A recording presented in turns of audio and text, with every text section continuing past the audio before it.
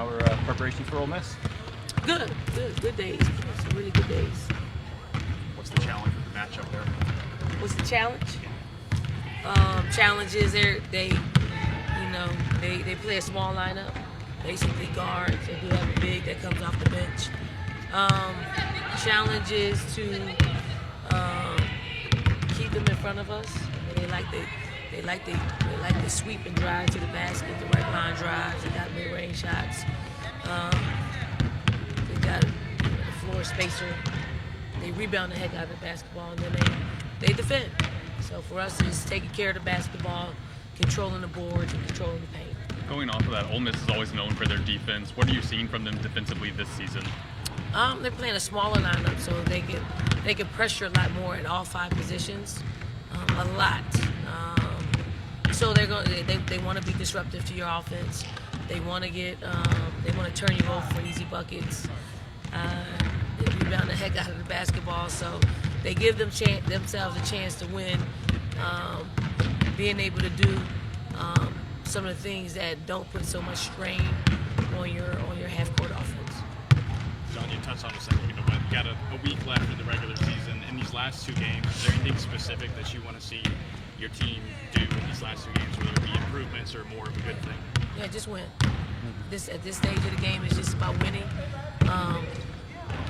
Ugly wins count just as much as pretty ones. You just got to bear down. Like it's against a Ole Miss team is just that, taking care of the balls, dominating the boards, and it's defending like we defend. Coach, with only these 2 games left, sitting there tied with Texas, is there an extra level of pressure or focus knowing that you only have 2 and you can't drop one? No, just win. Just win. We control our own destiny, and then if we take care of business and Texas takes care of business, then our fate is in the coin toss. Have you gotten any correspondence in the league about that? About point toss procedures or when or where that might be? Yeah, it'll be a coin toss. If all goes, the way I'm seeing it, hopefully Texas is probably not seeing it that way. They probably want us to drop a game. I hope they drop a game too. Take it out of the commissioner's hands. So yes, I mean it is what it is. I think we should have done a little bit more ahead of of this situation, knowing that we were bringing Texas and Oklahoma into the SEC. That's just me, though. Anything else, Coach? If it does come down to a coin flip, you heads or tails? Let me get to that. Let's get these 2 games, and I'll tell you. I'll tell you. Well, right now, when the SEC standings really aren't solidified and March is almost here, is this good preparation for them having a tournament mindset of what's to come in a couple weeks? Yeah, I mean, we and I can probably speak for everyone, needs to play their best basketball now. I can't wait, until after Selection Sunday. Can't wait until you're in the finals of the SEC championship. It's like now, like these last 2 regular season games and so forth. So, I think we're moving in the right direction as far as getting everybody playing great at the right time. It takes some losses for you to feel that, and some losses for you to correct some things, and also just get some other players to elevate their play, and we're seeing that. You've been pretty vocal this season, kind of talking about conversations you've had with draft-eligible players about playing at the next level. Obviously, it's basically March. Draft is in April, but you still have a lot of college basketball with them to play. I guess, how are you balancing those conversations, and kind of how are you seeing them mentally handle, getting ready for the next level potentially, but also trying to, finish business at the college level? I mean, you just have to communicate it. It's not anything that's hidden. It's out in front.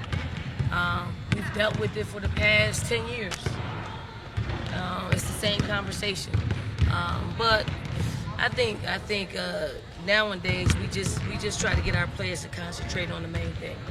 And for them and for us, the main thing is still the season and how well we can do and how far we can go. And if we go as far as we think we can go, you're still being seen by by franchises in the WNBA, and that's most important. MiLaysia was on SEC Network after the Vandy loss, and she was talking about how, you don't always win or learn after wins, but you definitely learn after losses. What have you seen from her in a response to these losses that's really fueling her in these past couple games? Playing her best basketball. Like, it's come together for her.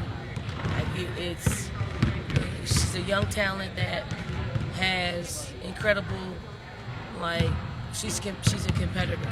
Like, and losses really bring out something. Just a more focused, a more, like, she's more efficient. She's getting layups. Like, she's not settling for just taking threes. She's actually attacking the basket to make layups. And I do think that, that's something that we've talked about for a long time. Like, nobody can stop you. Your speed is your superpower. Like, it is. And I think I told a couple weeks ago, like, she's leaving 6 to 8 points out there just in layups. She's getting them now. Like, she's taking them. And Joyce has built her. She's built her scoring average on making layups. If you just make layups, you can easily score in double figures easily in our game. But that's hard to do. It takes a real disciplined person to focus and concentrate when you got bodies around you to put the ball in the hole. But we got two of the best that's doing it, like, right now on a consistent basis. And if Fagan always makes her layups, like Reese, when she gets there, she makes her layup. So I think it's going to be contagious to where we can continue to control the paint.